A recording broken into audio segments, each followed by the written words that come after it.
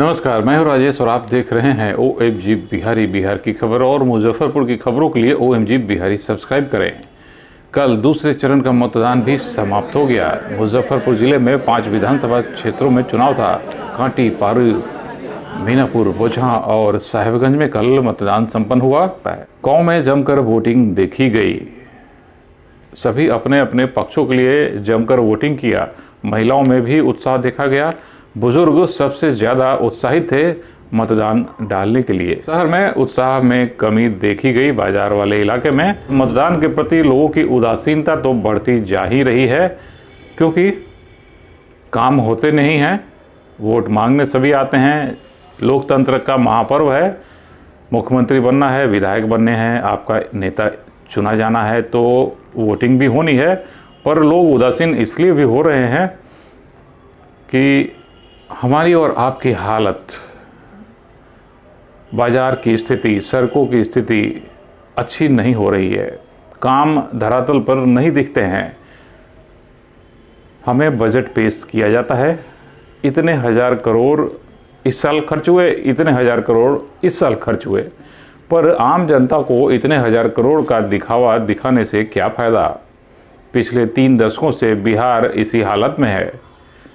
15 साल आरजेडी की सरकार थी, उसके बाद नीतीश कुमार की सरकार चल रही है अभी तक।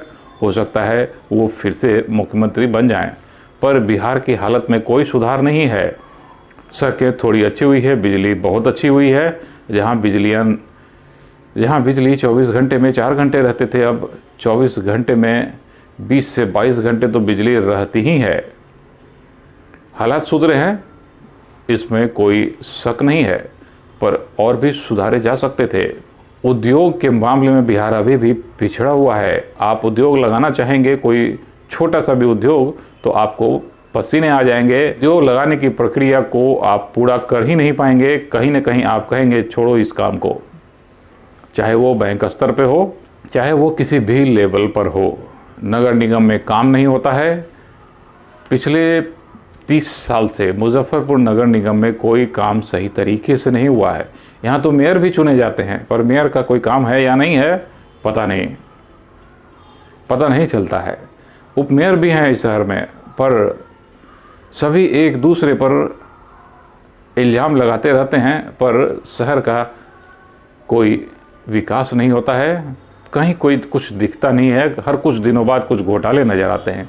कभी टिपर घोटाला, कभी GPS खराब कर तेल घोटाला। इसी तरह की घटनाएं मुजफ्फरपुर में तो आम ही है। महत्वपूर्ण बात अब के चुनाव में यही है कि अब शांतिपूर्ण होता है। पहले बम पिस्तौल के साथ शुरुआत होती थी। लोग बूथ पे जाने से डरते थे। जो मतदान कर्मी हैं उन्हें तो पसीने छूट जाते थे, कई को हार्ट अटैक तक आ जाते थे कि उन्हें चुनाव में ड्यूटी मिल गई है। पर अब ऐसा नहीं है। लोग शांतिपूर्ण मतदान भी करते हैं। झड़प होती है, तनाव बनते हैं, पर बम पिस्तौल अब नहीं के बराबर है। क्या ये कम नहीं है? वैसे इसका श्रेय तो श्री TN सेशन को जाता है। मुख्य चुनाव आयुक्त थे। और राज्य में 178 बूथ पर लोग मतदान करने से मना कर दिए, पर आश्वासन देने के बाद 3:10 पर मतदान की शुरुआत हो गई। लोग नाराज थे काम नहीं होने से और मतदान का बहिष्कार कर रहे थे, पर आश्वासन देने के बाद प्रशासन के द्वारा मान गए। कोरोना की दूसरी लहर बिहार में आना तय है। चुनाव प्रक्रिया में कोरोना के दिशा निर्देशों का उल्लंघन हुआ है, चाहे वो नेता हो, मतदान कर्मी हो या सुरक्षा कर्मी हो। इतनी भीड़ भाड़ में कोरोना के दिशा निर्देशों का पालन करना बहुत मुश्किल है। कल जैसा कि EVM जमा करने के दौरान 3 सुरक्षाकर्मी या मतदान कर्मी बेहोश होकर गिर पड़े।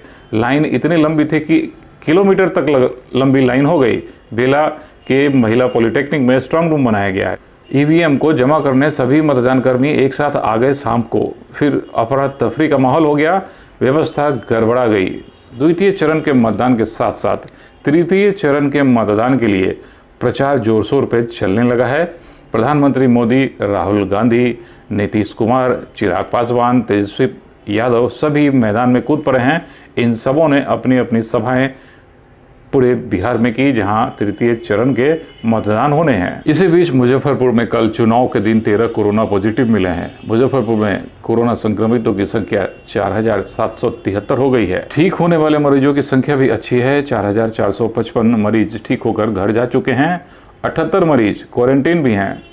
वैसे ये तो सरकारी आंकड़ा है, पर इतने मरीज हैं जो आंकड़ा आपको नहीं मिल पाता है। वो मरीज बाजार में घूमते रहते हैं, संक्रमण फैलाते हैं। अब ये बात अलग है संक्रमण फैलता है या नहीं फैलता है, क्योंकि बिहारी इस मामले में काफ़ी मजबूत देखे गए हैं। बिहार में कोरोना के फैलने की रफ्तार में कमी आई है। बिहार के नागरिक जो हैं वो ज़्यादा मजबूत हैं इम्यून सिस्टम के मामले पर, क्योंकि हम ढेर सारी अव्यवस्थाओं के बीच अपनी ज़िंदगी गुजारते हैं। धूल, प्रदूषण, सड़कें अच्छी नहीं होना, ये सब कोरोना के लड़ाई में कारगर साबित हुई है। जी हाँ, हंसने वाली बात नहीं है, पर आप जितना मिट्टी से जुड़े रहेंगे कोरोना से उतना ही बचे रहेंगे। आप जितने ही सैनिटाइजेशन का इस्तेमाल करेंगे शायद कोरोना आपको ज़्यादा जकड़ ले। फिर भी अपना बचाव रखें, साफ सफाई ज़रूर रखें। ऐसा नहीं है कि गंदगी में रहें आप। ये बिहार का माहौल है। आप सड़क पे निकलेंगे तो हर तरफ गंदगी नज़र आएगी। सड़कें अच्छी नहीं मिलेगी। सड़कें अच्छी नहीं होने के कारण धूल मिलती है। मुजफ्फरपुर में कल AQI लेवल लगभग 300 पहुंच गया था, जो बहुत ही पुअर माना जाता है प्रदूषण के मामले में। यही लॉकडाउन के दौरान मुजफ्फरपुर की AQI 50 से भी नीचे हो गई थी। अगस्त में ये 70-80 तक थी, अब तो 300 तक पहुंच गई है। ऐसा इसलिए भी चुनाव की सरगर्मी बढ़ गई है, गाड़ियों की संख्या ज़्यादा हो गई है सड़कों पे। हर सोमवार को मुजफ्फरपुर में जाम के नज़ारे देखने को मिलते हैं। इसमें कोई बदलाव नहीं है। प्रशासन भी पस्त है और लोग ट्रैफिक के नियमों का पालन नहीं करते हैं। ट्रैफिक के जो सिपाही होते हैं उनका भी बात नहीं मानते हैं। जनसंख्या भी बढ़ गई है। गाड़ियों की संख्या भी वही सड़क है और वही चौड़ाई है, पर गाड़ियों की संख्या अब बढ़ गई है। ऑटो चालक मनमानी ढंग से चलाते हैं। बाइक चलाना सीख कर कोई सड़क पे नहीं आता है। बाइक खरीद कर सीधा सड़क पे आ जाता है और गिरते पड़ते सीखता है। उसे नहीं मालूम है गाड़ियाँ किस तरह से चलानी चाहिए। ये सब दिक्कतें हैं। ये सब बातें बिहार के लिए है। बिहार में बेरोजगारी है, रोजगार की कमी है, लोग खुलेआम घूमते रहते हैं। यहाँ के लोगों को समय है एक दूसरे के बारे में सोचने की, नेताओं के बारे में सोचने की। अपना ख्याल रखें। 10 तारीख को फैसला होने जा रहा है किसकी सरकार होगी। जिसकी भी सरकार होगी कृपया बिहार के लिए काम करें, जातिवाद को दूर करें। वैसे चुनाव के समय एक दूसरे पर लोग छीटाकशी करते हैं, ये आम बात है, पर कृपया आप जो भी सरकार बने वो बिहार के लिए काम करे।